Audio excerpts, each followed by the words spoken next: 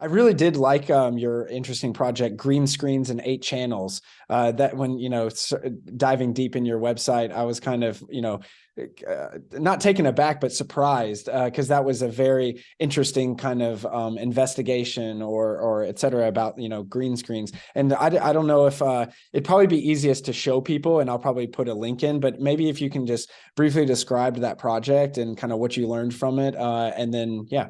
So this is maybe a good example of how, like, over the course of the past 20 plus years, my work has expanded a bit beyond kind of those collection institutions. So I've been, I guess the larger way that I explain what I do is kind of how epistemology or knowledge manifests through design at different scales. So I write about the design of objects, gadgets, dashboards, interfaces, furniture, architectures, and cities, and how all of them kind of embody an epistemology or make a data model kind of material and make it manifest. So this is where how my work expands from kind of the design of library buildings all the way down to the design of like a green screen or an interface or an urban dashboard, for instance. So the green screen project, most of my work is, if I'm asked to do, most of the work I've been doing for the past 10 years or so is not really things that I have to pitch to magazine or to journals or magazines. It's usually an invitation from somebody to submit something. And I typically ask for a prompt or some guidelines or kind of guide rails for what I'm doing. Because when people say to me, like, whatever you want to do, whatever you want to pitch us on, I was like, that's just paralyzing to me. Give me something to work with.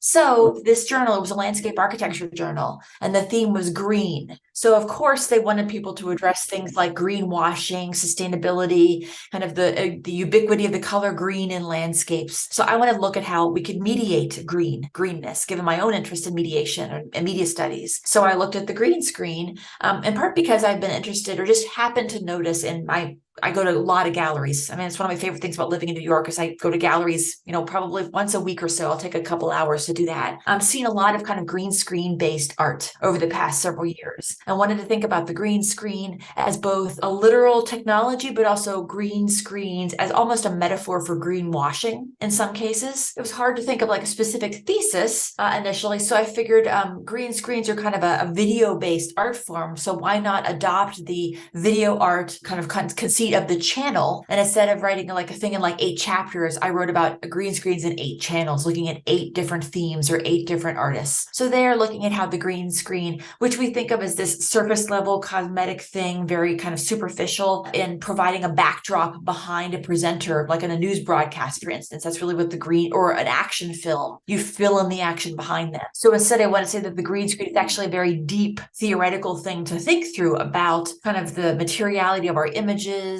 about kind of the whole age of deep fakes. So what does it mean to have this composite reality we see on a screen? And how can that then translate to kind of the deeper materiality of landscape also? So that's what I was doing with that project.